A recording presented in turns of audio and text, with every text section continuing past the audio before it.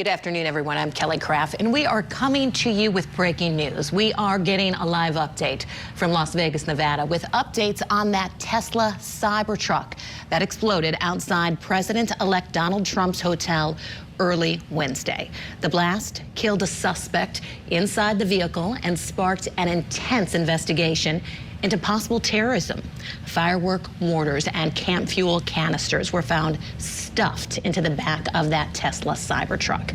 Las Vegas Metropolitan Police and Clark County Fire Department officials said that a person died inside the futuristic-looking pickup truck. 7 people nearby suffered minor injuries. Authorities were still working late Wednesday afternoon to get the body out of the vehicle and start processing the evidence inside. Authorities in Las Vegas are beginning the press conference that's taking place right now. Let's listen in. All right, good afternoon, everybody. My name is Kevin McMahill. I'm the sheriff of the Las Vegas Metropolitan Police Department, and we are collectively here this morning to give you an update on the Cybertruck explosion at the Trump Hotel on Las Vegas Boulevard yesterday.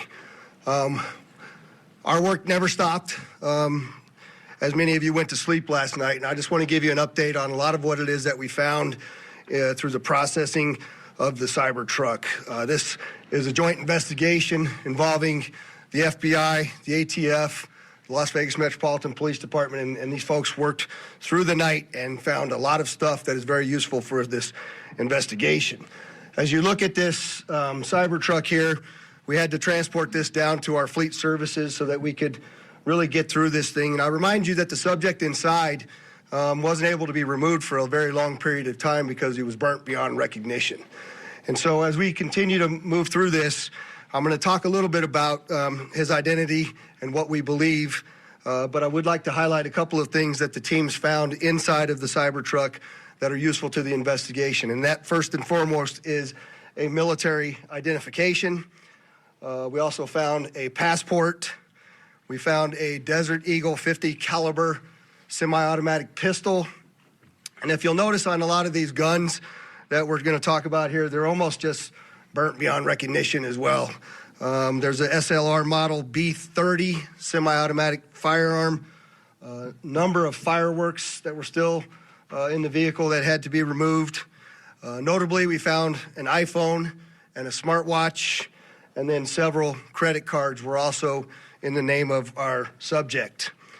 Our subject is 37-year-old Matthew Livelsberger. He's of Colorado Springs, Colorado, born July 22nd of 1987. Now, as you'll see here on a picture of his driver's license, let's see, the question really still remains for me, and I know that there's a lot of you folks in the media that are identifying this person as the person in our vehicle. As I mentioned to you already, his body is burnt beyond recognition, and I do still not have confirmation 100% that that is the individual that was inside of our vehicle. And so as I'm calling it now, the subject or person of interest, I will not come back until I have the confirmation through DNA or medical records that this is indeed, in fact, the subject inside of the vehicle. Now, further complicating this identification of this individual, we also discovered through the coroner's office that the individual had sustained a gunshot wound to the head prior to the detonation of the vehicle. One of the handguns was found at his feet inside of the vehicle. Obviously, in how we're trying to identify him, and I'm feeling comfortable to give you this information, is a tremendous amount of substantial evidence to include he rented the Turo vehicle. There are 2 tattoos, one of which was on the stomach and one of which is on the arm, that we can see bits and pieces of it as in comparison to what it is that we now know he had on his body. That has given us a lot of confidence that this is, in fact, the same person, as well as the clearly obvious, which is the credit cards, the military identification, the passport. And then furthermore, as you'll see here in just a very short period of time, we tracked his movements from Colorado to Las Vegas, and in a number of the photographs that we were able to determine, he was the individual that was driving the vehicle, And also, I'd like to iterate this point to you. We still have only ever seen him in this vehicle, and we're not aware of any other subjects involved in this particular case. Now, I would like to acknowledge a couple of things because I know what's going on in the social media world, and there are a number of things in this case that are similar to the attack in New Orleans. We do know that our subject here served in the military. In fact, he's a current member of the military. Both of the subjects served at Fort Bragg, North Carolina. What we do know about that is it's a very large military base, and we have no record that they served in the same unit or even at the same years at Fort Bragg, something that continues to remain under investigation. I also know that they both served in Afghanistan in 2009. We don't have any evidence that they were in the same province in Afghanistan, the same location, or the same unit. Again, something else that remains under investigation. And we also know, of course, that they both used the rental company Turo to rent their vehicles. As far as his military background, it's been confirmed by DOD that he was indeed in the United States Army. He was also a Green Beret operations sergeant who spent most of his time at Fort Carson, Colorado, and in Germany. He was on approved leave from Germany, where he was serving with the 10th Special Forces Group. He was also previously in the National Guard and the Army Reserve.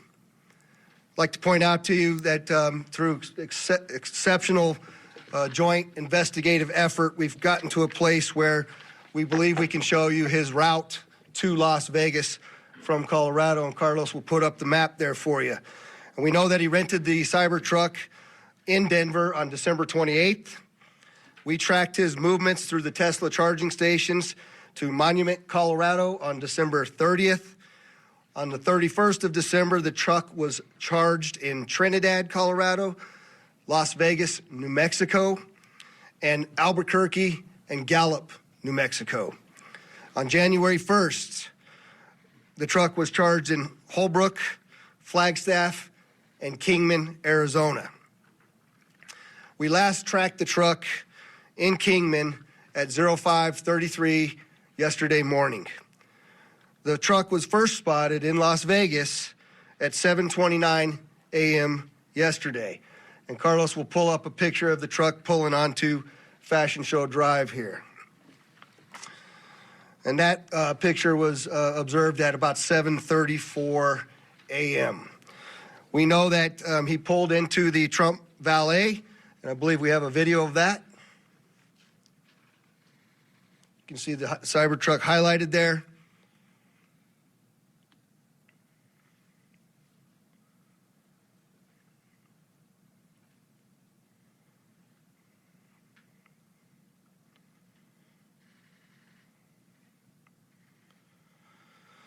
So through extensive surveillance video, we were able to track him leaving there, and we know that he went to several different places along Las Vegas Boulevard, and he spent some time in a parking lot of a business near Flamingo and Las Vegas Boulevard.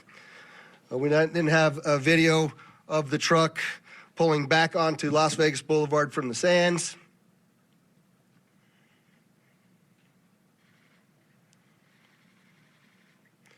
You see that there? That's north on the boulevard from Sands at 8:39, where he then immediately heads to the Trump Hotel, pulls into the valet area, and as of course you all know, the explosion occurs within 17 seconds of his arrival at the valet. There's some additional investigative updates that are going to be provided to you by a couple of the other speakers here, the first of which will be our special agent in charge of the FBI local office, Spencer Evans. Spencer? Good morning. My name is Spencer Evans. I'm the special agent in charge of the FBI's Las Vegas division. As the sheriff mentioned, we've been working through the night with our partners, the Las Vegas Metropolitan Police Department and other agencies, to gather all the facts and determine a motive to what was initially reported to the FBI as a bombing incident, to which our special agent bomb techs and others responded. Obviously, we're always concerned in these sorts of events to ascertain what the motive is. We understand that's at the forefront of everyone's thoughts.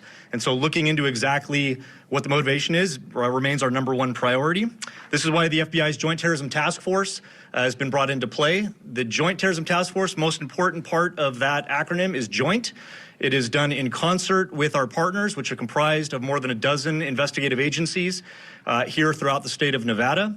We've been working hand in glove, side by side, tirelessly to determine, is there any ongoing threat to the public, to identify the subject, to determine any potential connection to other events going on in the world, most notably in New Orleans, and then obviously to determine if there's anything else that we need to be tracking down. At this time, as the sheriff's pointed out, we feel that the subject has been identified, although not conclusively, waiting for DNA evidence on that front. However, we do feel like we have the subject identified, and at this time there is no information about additional subjects that the FBI is tracking on.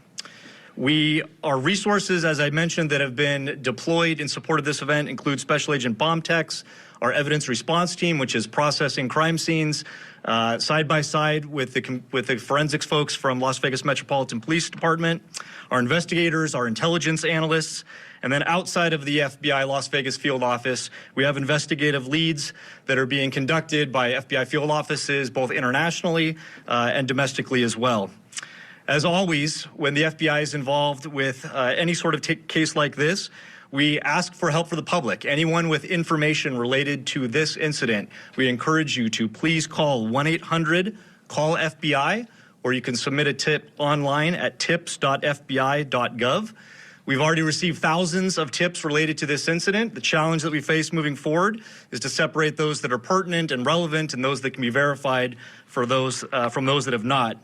For example, one of the tips that we received just today relates to information alluding to this subject's personal experiences related to his time and activity in the military. Again, that's unverified and uncorroborated, but one of many tips and leads that we will be following up in the days that come. If you have any additional information, again, encourage everyone, 1-800-CALL-FBI or submit it online, tips.fbi.gov. We will tirelessly work to exhaust all investigative leads and conclusively determine what the nature of this particular incident was, what the motivation was, and to the extent possible, share all that information as we obtain it. I'll now turn some time over to the Assistant Special Agent in charge from the ATF, Kenny Cooper. All right, we're listening to that news conference in Las Vegas where they have positively identified who they believe was behind the wheel of that Cybertruck. They say that the suspect has been identified, but not conclusively, because they said that his body has been burned beyond recognition. But inside that vehicle, they did find a military badge as well as credit cards with a particular name, and that name belongs to an active duty U.S. Army Green Beret who was on approved leave, the name, person of interest, Matthew Livelsberger. We want to bring in our guest to join us to just briefly talk about what we heard in that news conference. Joining us, private investigator Manuel Gomez. Manuel, thank you so much for joining us this afternoon as we continue to follow the breaking news out of Las Vegas as well as the breaking news in New Orleans. And I want to ask you about one thing that they said during that news conference in particular. We watched that surveillance video of the Cybertruck going through the Trump International Hotel in front of that valet, and then he comes through again. What they said during that news conference is the subject inside that Cybertruck sustained a bullet wound to the head and then detonated all the explosives. What did you take away from that news conference? And I found that bit of information that they just provided interesting, to say the least, because what we want to know really is, what is the motive here? First of all, unfortunately, I'm really saddened by this case because Fort Bragg was my home. I'm a retired counterintelligence officer from Fort Bragg. And this case also identifies that there's a systematic problem when I was on Fort Bragg that's still going on. They've had more than 45 murders on this base from soldiers killing people, okay? And they've kept it under wraps. So that's one disturbing thing. Two, he made that vehicle into a fragmentation bomb. And what do I mean by that? When you look at the back and you see all the devices and all the explosives, he did exactly what we're taught. he made it into a fragmentation bomb. But thank God for the construction of the vehicle, the detonation went upward rather than mostly outward. So 80% of that impact went up because of the design of the vehicle. Thank God. As you can see, it's intact. But this right here, there's no doubt in my mind that he is the one, the Special Forces Ranger, because he had tattoos on his body. And any guy in Fort Bragg, like myself as well, have tattoos from our unit or our Special Forces branch, which his body clearly does. Okay, unfortunately, this does show we have a systematic problem on Fort Bragg, and I hope this brings attention to the problem that we need to resolve. All right, and I don't think that it's not related. I think there is a correlation between this case and the one in Louisiana, because both of them renting from the same location? No.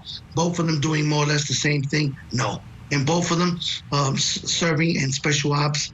No. These guys were most likely connected. There's no doubt in my mind. Manuel, yeah, I mean, the similarities are very startling, to say the least. Both served at Fort Bragg. No information on the dates. Both served in Afghanistan in 2009. No information as to whether they served in the same unit. Both renting from Toro. So they're going to continue to investigate this. Obviously, the FBI is asking for the public's help. If you have any information, you are encouraged to call authorities with any kind of information you have on the case in Vegas as well as the case in New Orleans. Manuel, thank you so much for joining us today. Thank you for everyone being with us. We are going to keep you posted on all of the latest details as they become available. We're going to monitor both cases in Vegas as well as New Orleans ahead of that Sugar Bowl that's taking place between the University of Notre Dame as well as the University of Georgia. Thank you so much for joining us.